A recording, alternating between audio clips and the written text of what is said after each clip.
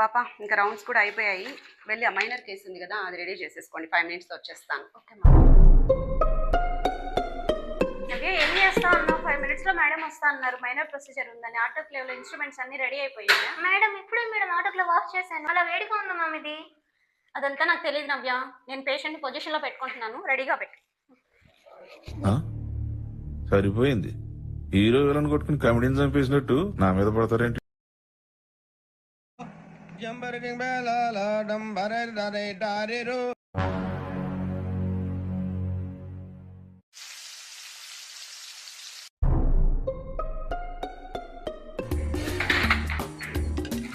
ఇంకా స్లోనెస్.